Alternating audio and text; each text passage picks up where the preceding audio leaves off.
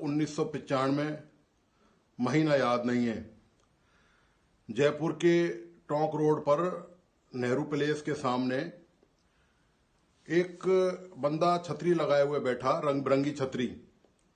उसके नीचे कुछ वो पंपलेट उसने रख रखे, अंग्रेजी में छपे हुए, कुछ हिंदी में छपे हुए पंपलेट, और वो उनको लोगों को दे रहा। जो लोग वहां पर रुकते और वो रुकने के बाद जब उससे बातचीत करते तो वो उनको पंपलेट ले रहा। तो वहां कोई भीड़ नहीं थी, कोई इक्का दुक्का बंदा वहां से जब रोड से गुजरता हुआ उस नेहरू पैलेस के सामने से, तो वो पंपलेट के बारे में कोई दिलचस्पी दिखाता, तो वो आदमी जो बंदा था वहां, जो वो उसको समझाता उसके बारे में।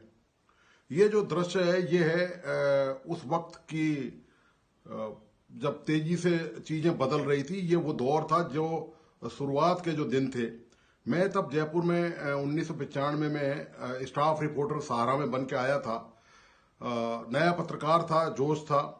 तो वो उसी जो बंदा वो जो छतरी के नीचे पंपलेट बेच रहा था, मतलब सेल नहीं कर रहा था, लोगों को अट्रैक्ट करने के लिए, समझाने के लिए कि उस प्रोडक्ट के बारे में या उस संस्थान के बारे में, कि लोग आए समझें इसको और इसके बारे में फिर वो आगे जानकारी देता था। तो ऐसा ही एक पंपलेट मेरे ऑफिस में मेरे पास भी आया।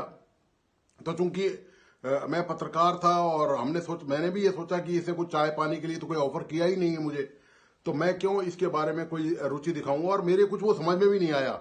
असली बात कहानी ये भी है कि वो जो पंपलेट था उसमें जो लिखा हुआ था वो मेरी समझ से भी कुछ परे निकल गया, मेरे समझ में ज्यादा कुछ आया नहीं। तो ये जो दृष्टांत है, जो मैंने आपके सामने जो सीन रखा है, ये दोस्तों वो सीन है 1995 का, जब देश में अर्थव्यवस्था करवट ले रही थी, अर्थव्यवस्था का पुनर्जन्म हो रहा था।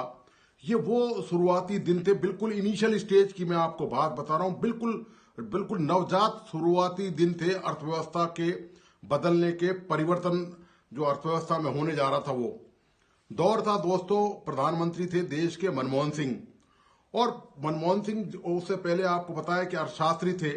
उसके बाद मनमोहन सिंह प्रधानमंत्री बने बाद में वो, लेकिन वो फाइनेंस मिनिस्टर थे नरसिम्हा राव की सरकार में। चीजें दोस्तों वहीं से शेप लेना शुरू हो गई और पूरी इकोनॉमी में बदलाव का जो लक्षण जो नजर आने लगे, ये इस घटना से मैं आपको बता रहा हूं कि लोगों ने उसको सीरियसली लिया ही नहीं, उस छतरी वाले को। ना मैंने लिया ना लोगों ने लिया। वो छतरी वाला दोस्तों मैं बताता हूं कौन था। वो है आईसीसीआई बैंक। वो वहां पर उसने छतरी लगाकर अपना प्रचार प्रसार, जब बिल्कुल शुरुआत में आईसीसीआई ने अपना ये स्टार्ट किया था बैंकिंग सेक्टर में आकर, तो ये वो दौर था जब बैंकों में बहुत लंबी लंबी आपको याद होगा उस पीढ़ी के लोगों को कि उसमें जो केवल सरकारी बैंक की देश में हुआ करती थी, और बहुत लंबी लंबी कतारें उनके लिए, चाहे आपको बचत खाते में पैसे जमा कराने हो, निकलवाना हो, ड्राफ्ट बनवाना हो। अच्छा, ऑनलाइन कुछ था ही नहीं पहले। ऑनलाइन चूंकि इंटरनेट और ये सब था नहीं उस समय, था तो सही, लेकिन भारत में इसका इतना प्रचार प्रसार, और मोबाइल उस वक्त नहीं था, इतना प्रचार प्रसार नहीं हुआ था। पेजर हुआ करते थे, पेजर से देश में मोबाइल की शुरुआत हुई थी उस समय। ये वो दौर था।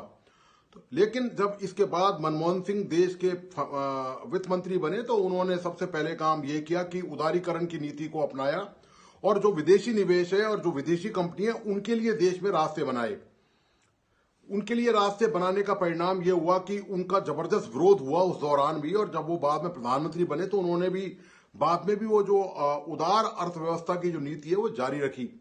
उनका जबरदस्त विरोध हुआ दोस्तों उस समय, उनकी न केवल पार्टी के अंदर से बल्कि पार्टी के बाहर अपोजिशन से, खासतौर से कम्युनिस्टों को जबरदस्त उनका विरोध किया इस बात को लेकर कि ये जो समाजवाद की जो व्यवस्था है देश में, उसको जो है पूंजीपति निकल जाएंगे और ये पूरा देश जो है पूंजीपतियों का हो जाएगा। ये डर सबके दिमाग में था।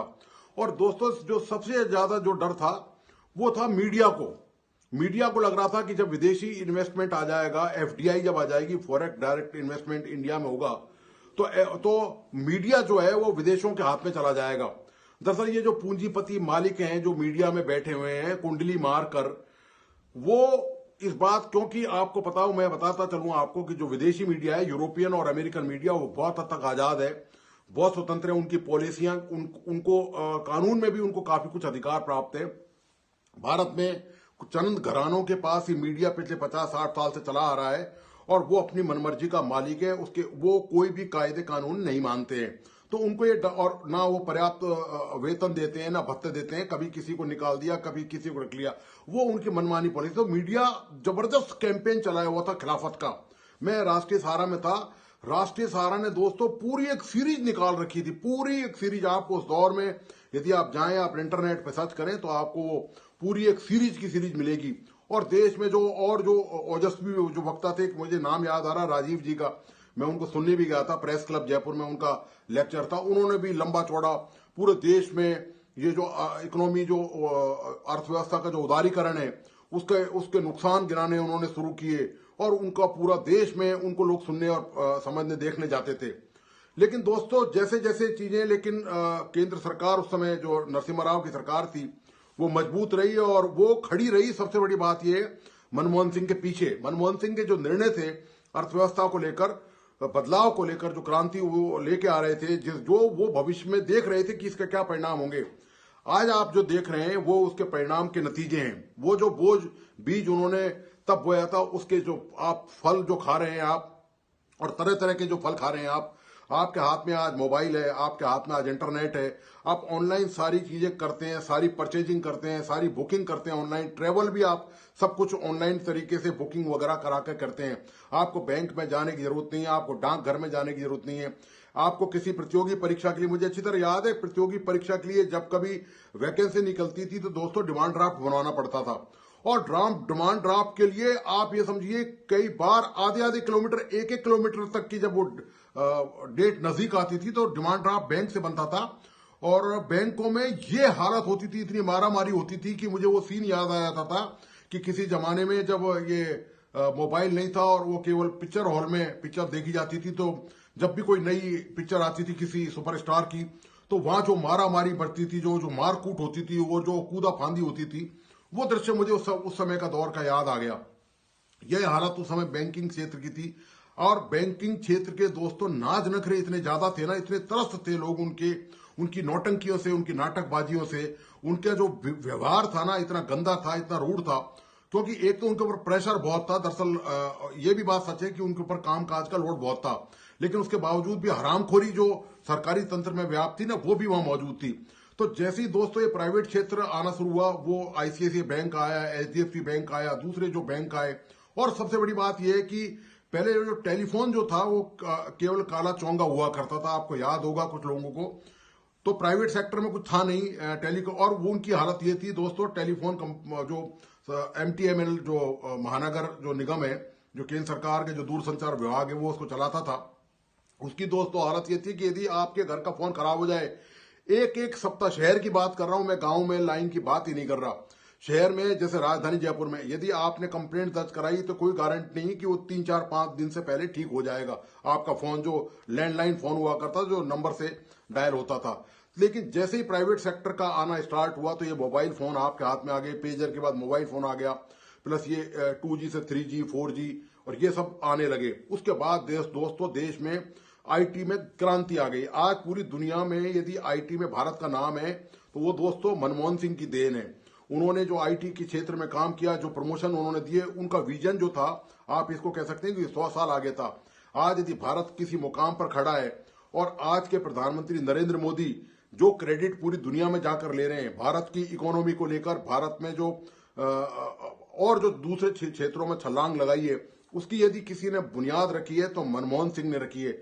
हालांकि मनमोहन सिंह अपने कार्यकाल के दौरान चाहे वो एफएम रहे हों और चाहे वो पीएम रहे हों, जबरदस्त विवादों से घिरे रहे। उनको मौन पीएम, मौनी बाबा उनका नाम रखा गया, बिल्कुल चुप रहते थे, बहुत कम मौकों पर उनको बोलते देखते हुए सुना गया है।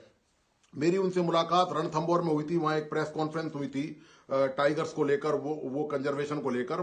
मैंने भी वहां चंद सवाल मनमोहन सिंह से किए थे, मैं उसको कवर करने गया था रणथंबोर सवाई माधोपुर में। तो ये मनमोहन सिंह उस समय 2G स्कैम का घोटाला हुआ, कोयला घोटाला हुआ, ये तमाम घोटाले उस समय सुर्खियों में थे दोस्तों। दो देश में घोटालों के नाम पर तूफान मचा हुआ था। इतनी भयानक अफरा तफरी मैंने अपनी इस पूरी कैरियर के दौरान कभी नहीं देखी थी जो उस दौरान मैंने देखी। तो ये हालत थी दोस्तों उस समय की पूरी। और मनमोहन सिंह की हालत ये थी कि मनमोहन सिंह को लेकर ये कहा जाता था कि ये पूरी तरह से जो रीढ़ विहीन प्रधानमंत्री हैं, और सोनिया गांधी और के इशारे के बगैर वो कोई भी काम नहीं करते थे। ये तमाम आरोप मीडिया में छाए हुए थे उस वक्त। लेकिन मनमोहन सिंह की इकोनॉमिक जो पॉलिसी उन्होंने जो एक बार रच दी, वो दोस्तों वो इतिहास का विषय है। वो इतिहास ऐसा है कि वो अमिट इतिहास है और वो कभी मिटाया नहीं जा सकता। सरकारें आएंगी, सरकारें दोस्तों चली जाएंगी, कोई प्रधानमंत्री बनेगा, कोई हटेगा, कोई फाइनेंस मिनिस्टर बनेगा, हटेगा, लेकिन मनमोहन सिंह ने जो काम कर दिया दोस्तों वो अद्भुत कर दिया। आज आपकी जो हजारों तरह की समस्याएं हैं, जो जिनसे आपको निदान मिल चुका है, यदि उसकी आप बैकग्राउंड में देखें, उसकी पृष्ठभूमि में जाएं, तो वो आपको मनमोहन सिंह की देन है। ये तमाम चीजें आपको मनमोहन सिंह की देन है। जो आज हम सुविधाएं भोग रहे हैं घर बैठे हुए, तमाम चीजें हमारे टिप्स पे हैं, मोबाइल फोन पे आपको जितनी भी लेन देन है, खरीदारी है, तमाम चीजें, वो सब मनमोहन सिंह के कारण ही दोस्तों ये सब कुछ संभव हो पाया। लेकिन उसके बावजूद भी मनमोहन सिंह के कैरेक्टर पर पर्सनल कोई दाग नहीं है, उनकी ईमानदारी और देश की निष्ठा पर कोई शक नहीं है। लेकिन उनके दौरान जो दूसरी पार्टियों के जो मंत्री थे, चूंकि कोएलिशन की गवर्नमेंट थी, तो उन मंत्रियों ने जो धमाल मचाया दोस्तों भ्रष्टाचार को लेकर, जो मनमानी उन्होंने करी कि आप पूछिए मत। पूरा देश में ऐसा हाहाकार मचा कि पूछे मत आप। उसी दौरान आपको याद होगा कि हर्षद मेहता ने बहुत बड़ा शेयर घोटाला किया था, हजारों करोड़ का। मतलब जो बैंक थे, सरकारी बैंक, उनके जो मैनेजर और जो प्रबंधक थे, उनको लालच दिया कि आप ये पैसा जो आपने एफडी के तौर पर आप जो जमा कराते हैं, वो पैसा बैंक में रहता है, तो उस पैसे को आप शेयर बाजार में लगा दें। और उसने सरकारी बैंकों का हजारों करोड़ रुपए शेयर बाजार में लगवा दिया और शेयर बाजार दोस्तों धड़ाम हो गया। सारे बैंक जो है वो बर्बाद हो गए उसमें जो, और बहुत तगड़ा घोटाला सामने आया। बहुत सारे बैंक के अधिकारी गिरफ्तार हुए, खुद हर्षद मेहता गिरफ्तार हुआ, बाद में पेशियों पर धक्के खाते खाते वो ऊपर पहुंच गया। ये उस समय हालत थी जबरदस्त। लेकिन बावजूद भी जो पॉलिसी को लेकर जो चेंजेस कर दिए गए थे, मुझे याद है कि 50 करीब लाइसेंस जो है वो खत्म कर दिया मनमोहन सिंह ने उदारीकरण के लिए, ताकि उद्योग आ सकें। और ये जो नौकरशाही, लाल फीताशाही, जो भ्रष्टाचार, इंस्पेक्टर जो राज के नाम पर होता था, उसको मनमोहन सिंह ने दोस्तों समाप्त कर दिया। ये दोस्तों मनमोहन सिंह थे और मनमोहन सिंह अब गुजर गए और एक पूरी लंबी पारी उन्होंने जीवन की खेली है। राजनीतिक पारी में उनके जो चौके छक्के हैं वो दोस्तों हमेशा याद रखे जाएंगे कि उन्होंने कैसे बाउंड्री पार जाकर भी उन्होंने स्ट्राइक किए हमेशा। और पूरी दुनिया आज भारत का यदि जलवा और लोहा मान रही है, तो उसकी पृष्ठभूमि में दोस्तों कोई प्रधानमंत्री यदि नजर आता है, बेशक उसकी यादें धुंधली पड़ जाएं, लेकिन उसके काम धुंधले नहीं पड़ सकते दोस्तों। वो थे मनमोहन सिंह। तो दोस्तों आपको आज का ये विश्लेषण कैसा लगा, प्लीज अपने लाइक्स एंड कमेंट के साथ मुझे जरूर बताइए। साथ में इस वीडियो को अपने दोस्तों और परिजनों को शेयर करें और इस यूट्यूब चैनल को प्लीज सब्सक्राइब करें और बेल आइकॉन का बटन जरूर दबाइए, ताकि कोई भी नए इस तरह का विश्लेषण हो तो उसकी सूचना आपको सबसे पहले मिल सके। धन्यवाद।